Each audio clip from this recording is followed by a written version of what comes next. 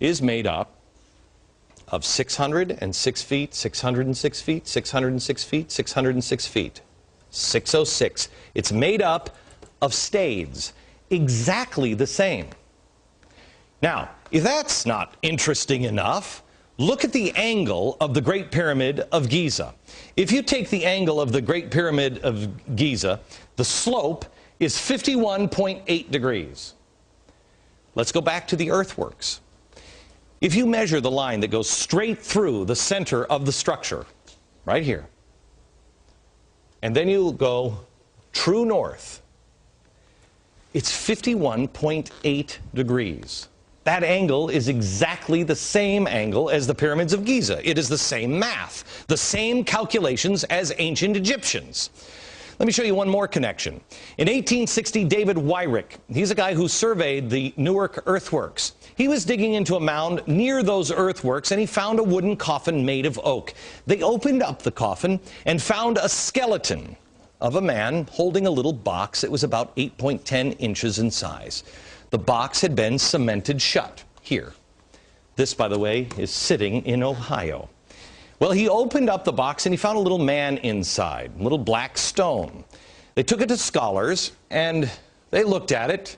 The man seems to be carrying something, and there's writing here at first they couldn't recognize. The writing is, they thought in 1860, some sort of Hebrew. Well, finally, about 20 years later, they found some rabbis living in the area, and the rabbis looked at that, and they could read it. They said it was an old kind of block Hebrew, and it was a rendition of the Ten Commandments. Now, this is another piece. Block Hebrew, they said they'd never seen anything like it. Mainstream archaeologists at the time called this a hoax. But then in 1900, or just about after 1900, in Israel, they found the same block-style Hebrew writing. Mainstream archaeologists still dismissed the findings. They found it in Israel, and they found it in Ohio. But there was another stone that they found that they couldn't argue. This is the Bat Creek stone. It was found during the course of an official Smithsonian evacuation. The Smithsonian didn't understand the meaning of the writing on the stone. They thought it was Cherokee, since it came from Cherokee country. They didn't realize that it's actually Hebrew. They had published this originally upside down. They threw it in a box at the bottom of the Smithsonian, put it in the basement. Many years later, a scholar took it out of the box, looked at it, and went, oh my gosh, it's upside down. It's Phoenician, ancient Hebrew. So what's going on here? What is that about? Where is that history? I'll show you in a few minutes, and we're going to have a conversation, and I'm going to show you some more things that the Smithsonian, science, government, commerce colluded to erase.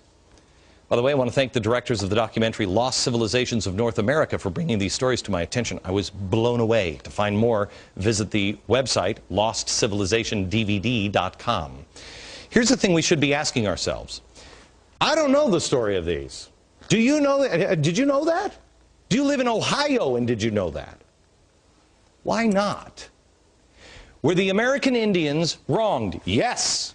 Yes. And that's what we focus on in America, is we were bad to the American Indians. Forget about it. It's in the past.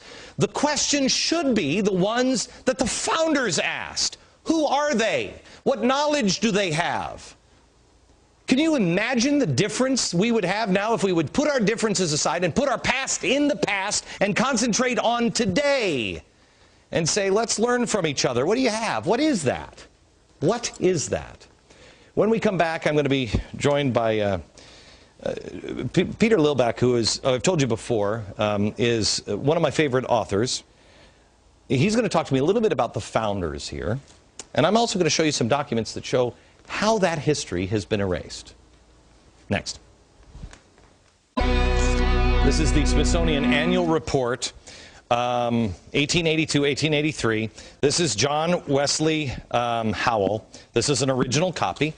John Wesley Howell in 1789. Again, Powell. This is the director the Bureau of Ethnology at the Smithsonian Institute, he said this.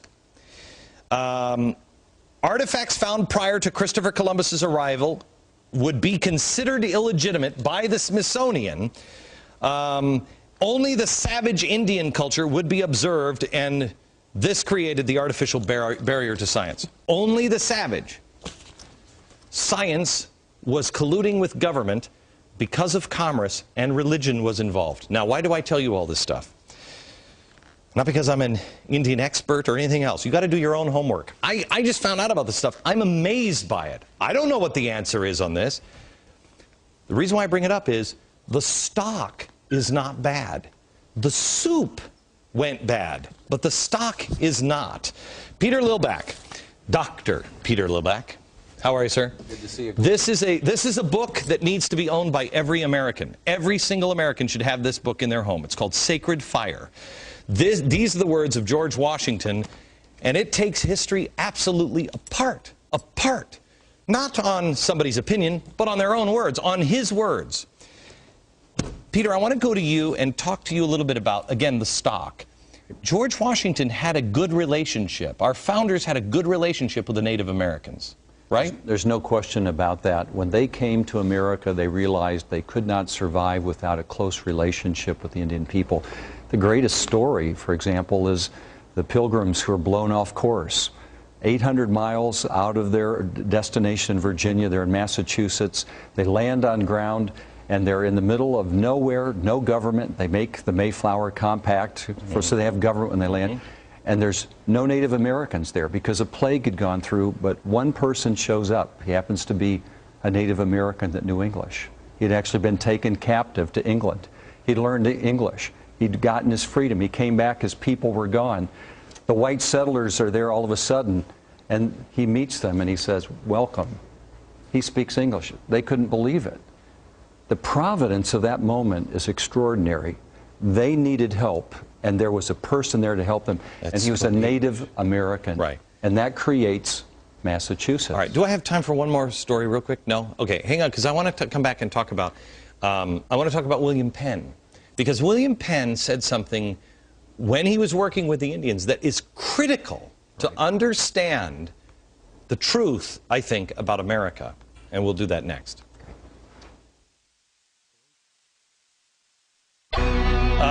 The history that has been erased in our nation, in particular with the Native Americans, happened because it didn't fit the story they created, Manifest Destiny. It only works when Indians were savages, and they had to have savages for commerce and government to expand.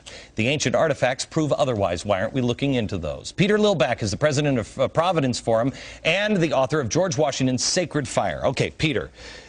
I think a great place for Americans to understand the truth about Americans and Native Americans and African Americans, all of it. It comes from William Penn. Tell the story. Great story. Philadelphia, the great founding city of the United States. That's where government began. It was founded by William Penn. He wanted a city without walls. And he determined that he would do it by making a constant commitment to justice and ethics with the Native Americans. There never was an Indian war with William Penn. And there's a wonderful treaty that still exists that describes the commitment they made. And it says this: there are good people and bad people among all people. There are good and bad Indians. There are good and bad Christians. That's what he called them in Philadelphia. And he said, we must come together so that we will address these problems that will come with respect and by communication, affirming the good. That's where we need to be.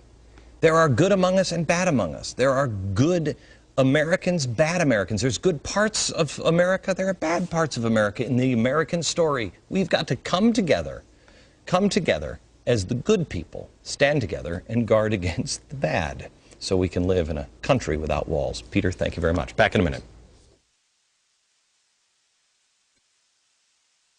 To expand our own understanding of America, good, bad, and ugly, with the Civil Rights Movement tomorrow and Friday. And then we'll see you down at the mall in Washington, D.C. on 8/28. Don't miss it. History in the making from New York. Good night, America.